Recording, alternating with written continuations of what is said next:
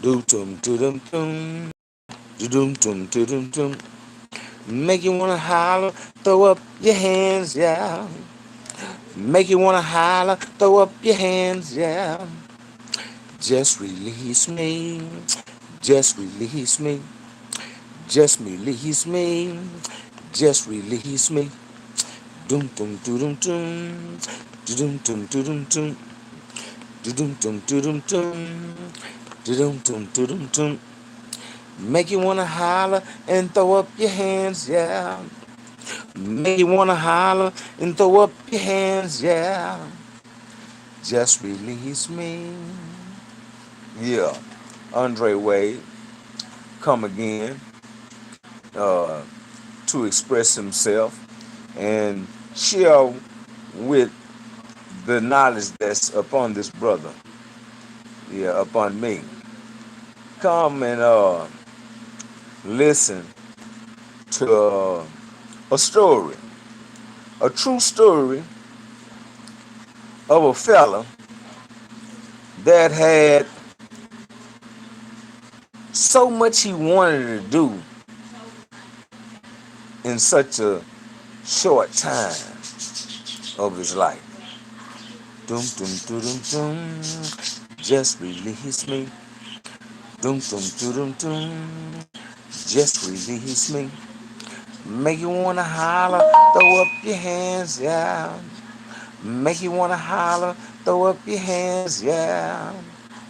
Just release me. Just release me. I was uh I was 24 years old, and I was living in a time where the people of the streets, when they addressed it me, when they talked about me,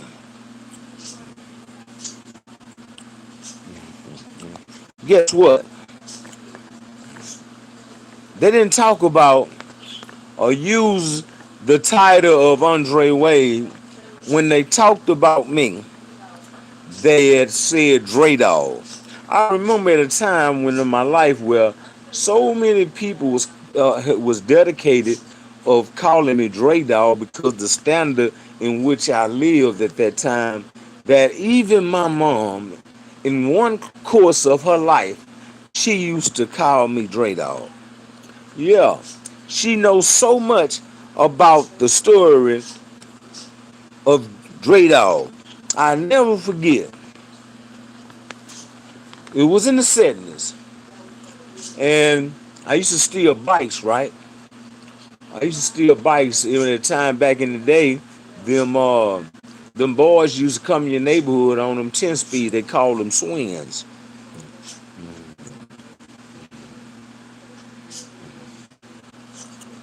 I missed that for a second, but I'm gonna catch it again. If you want to send it to me again, let me catch it with my glasses on. But I was 10 years old, and when I became about 14, making to 15, I was packing a pistol.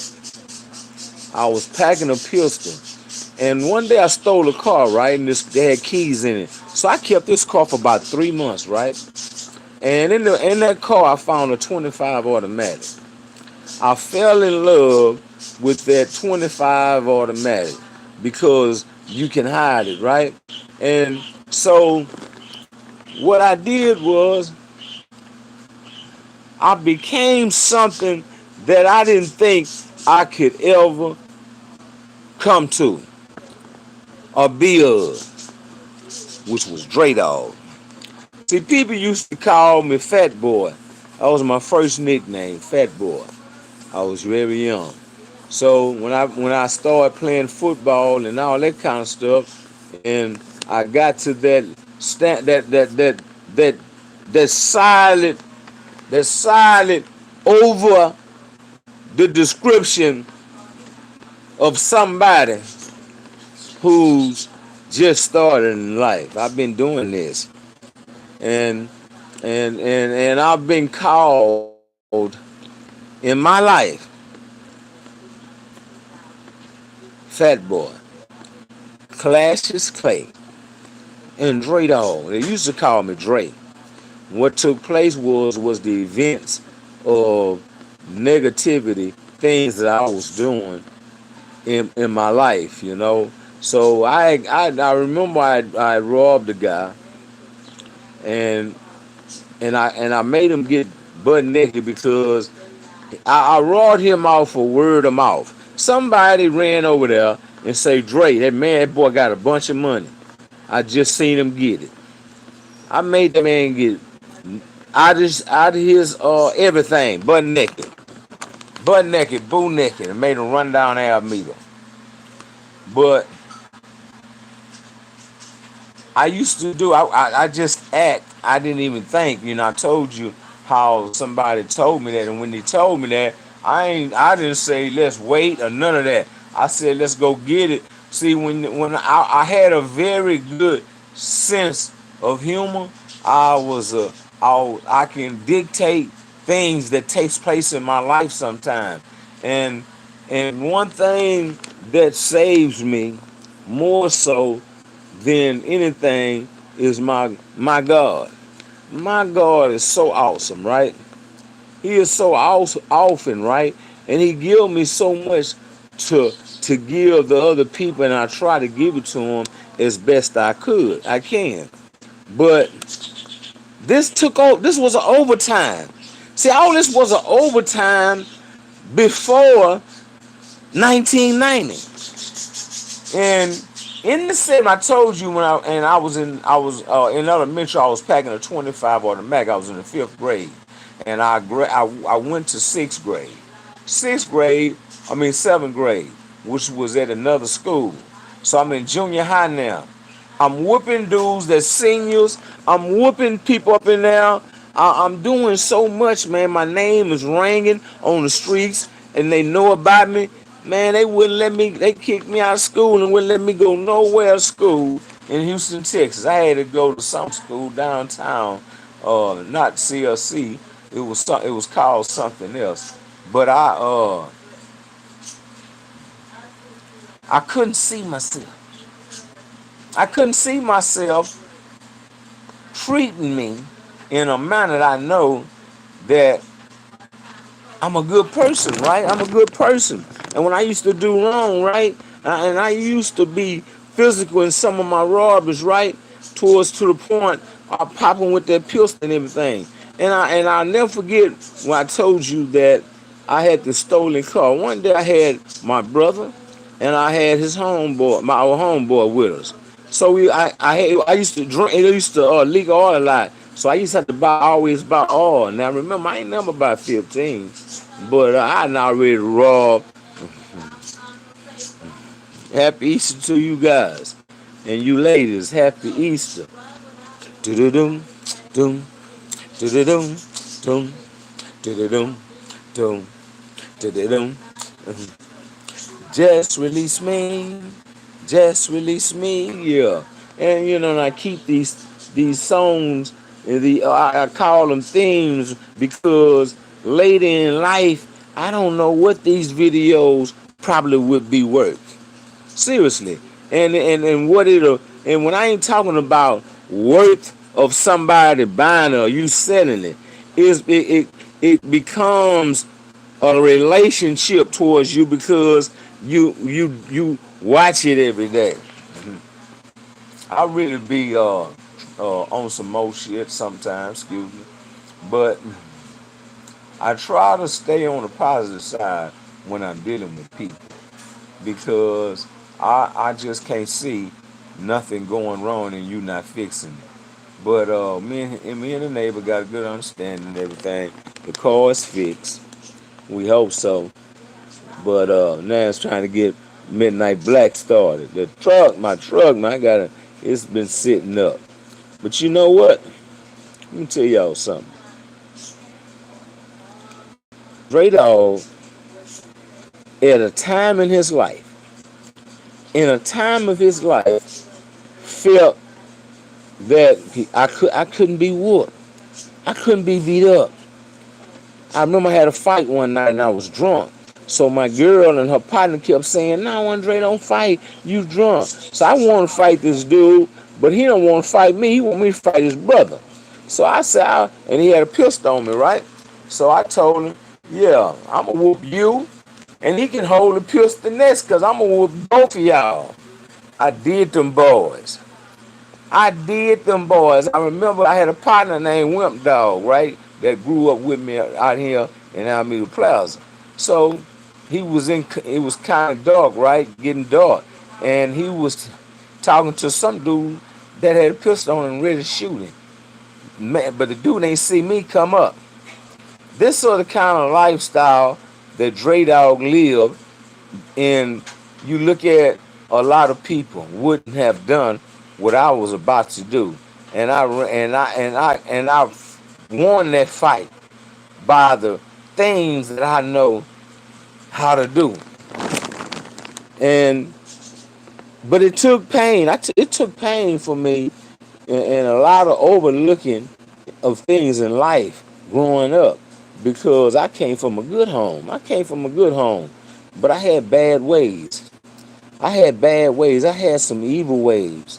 I had some ways that allowed me to run with a man that was already 25. We riding bikes, and he would go in people's house, behind their house. Why? If they catch somebody in the garden, he'll go through the back way while you out there in the garden. But and half the money with me. He counted, he give me half. I'm a youngster, I own a bike. He ain't got no business with a bike. Man, I didn't understand. I didn't understand it, but I do now. I understand it now. I understand why people do what they do. I understand the fact that you can go to jail anytime. You can go to jail anytime and pop up in here where you'll have to start doing some serious time. It ain't gonna really be play, because they will. If you out there, and you're out there, they put you out there and don't take you out of here, you get whooped, man. I'm talking about they're stomping. But I am I'm excited, right? I'm excited because I have some things lined up for just Reese, some interviews, because I know y'all enjoy them interviews, and if it's right. So I'm gonna talk. Right? I'm finna pay my a worker to keep me some stuff that surrounds me that won't like in the summertime. Hopefully it'll be cool enough in there, because I just can't stay in the cabin, and I can't stay alone. I want to talk to somebody. I want to, hey, there go lights. I want to be excited to see that. That's just me, man. That's just me. But believe this. Do-do-dum, dum, do-do-dum, dum, do-do-dum, do-do-dum. Just release me. Just release me. Oh, just release me. And I've done that. I've done that, and she's still homeless. I can't do it. I can't bring them there, man. I can't bring them. My mama old, and I'm at that age where I can catch it easily, and my mom can. It's just something I'm looking at.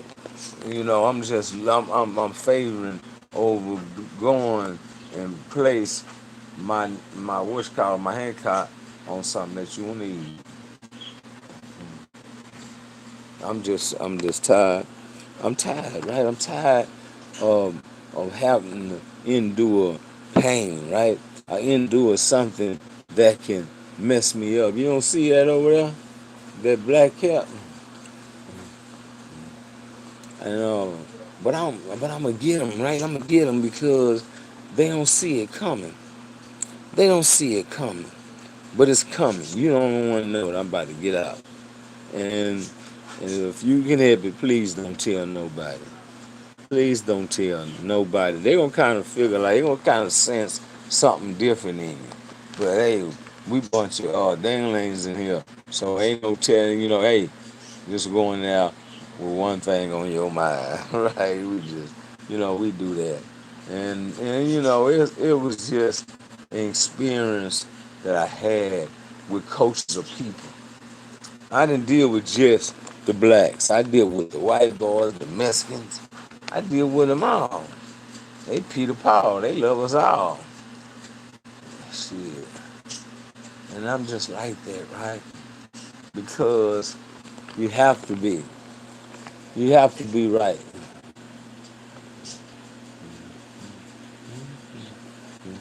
Ah, man. You are done. You got this stuff ready, man. We're gonna have to go in there and Tramiel.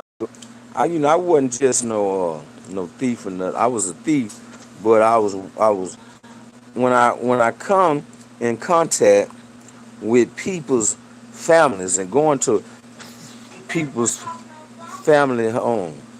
So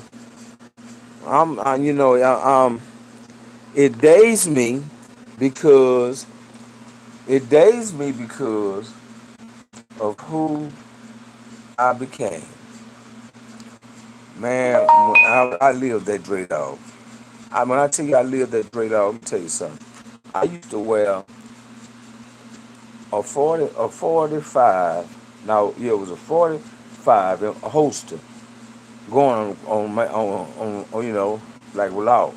I used to have a four. I mean, it was a 45. It was 45 too, with a clip. No, yeah, it was, and it had a gun holster. I used to wear it. I used to get out the car or wherever I'm at with that on. Let me tell you what people used to say. They were scared of me. They were scared of me, and I wasn't there to do them no wrong. I wasn't there to do them no wrong. I was not there to do them no wrong. I was there to get that bread. You know what I'm saying? People make it where they get themselves probably killed and that nature doing that. But that don't happen. Let me tell you something. It don't happen. And don't supposed to happen. Because you have to know how to conduct yourself pulling up in front of a station or a store. You have to protect yourself because ain't nobody else gonna protect you more so than you'll protect yourself. But we have to also remember that that's a hardness. It was a hardness that came in my heart that made me not care. And uh, I was truly thrown back to know that man, I was real bad. I was bad. I'm talking about I didn't mean myself no good because man, I used to use them pistols. I used to use them pistols, and I didn't deal a lot with my neighborhood friends, and it was hard for me to accept a male as a friend. I always had a woman with me, right? Because a woman, you know what I'm saying, if she do anything for her man or what kind of woman she is, I'm just gonna I'm gonna do what I can to make some money out for her. And that was a background. I had about five women, man, and they was in the background of what I was doing. And over here, I got some women that really kill you. And but I didn't cherish no woman, right? I didn't cherish no woman when I became 24. I didn't know that I was on my way to prison. I didn't know it. I couldn't see it. Couldn't nothing show me that was about to be happening. And it just didn't so happen to me. It happened to the streets because from 1990 to 2000, it flipped. It flipped. We got Crips and Bloods running in our neighborhoods doing this, and now you hear about Crips and Bloods. But see, before I left the street, it was number one hanging around. They called, and they was the folks.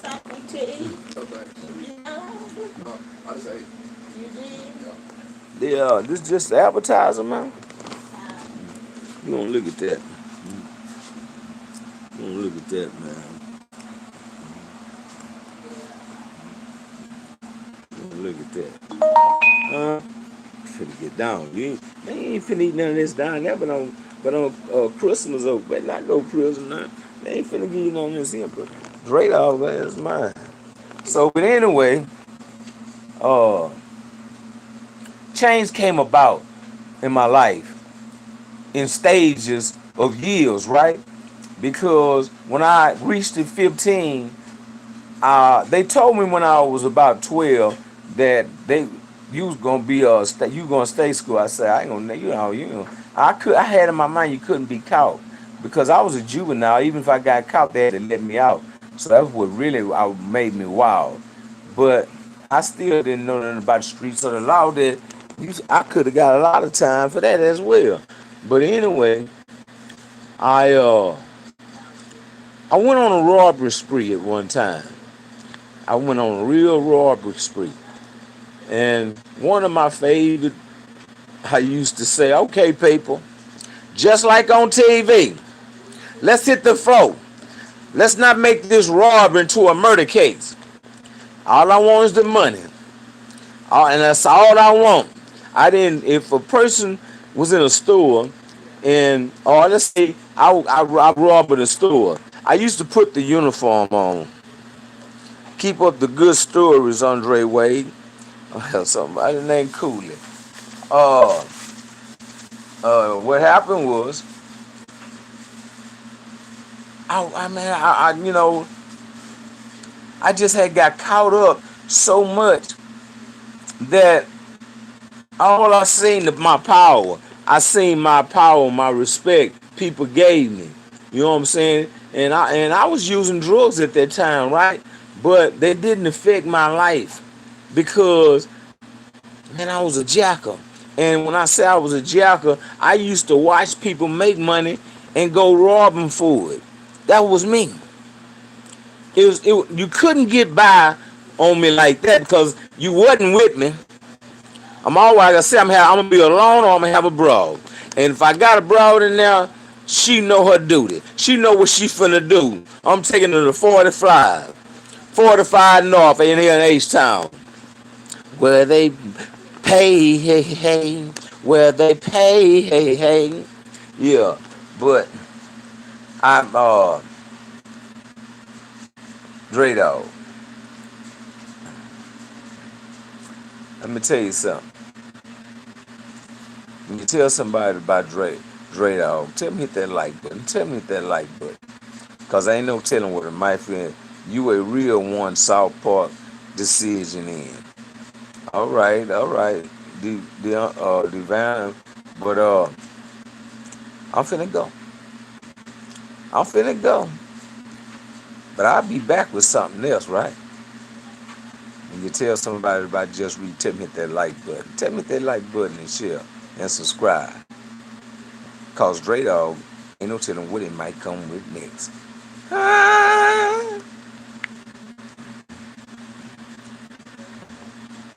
What is you talking about over there? I was doing a Dre Dogg.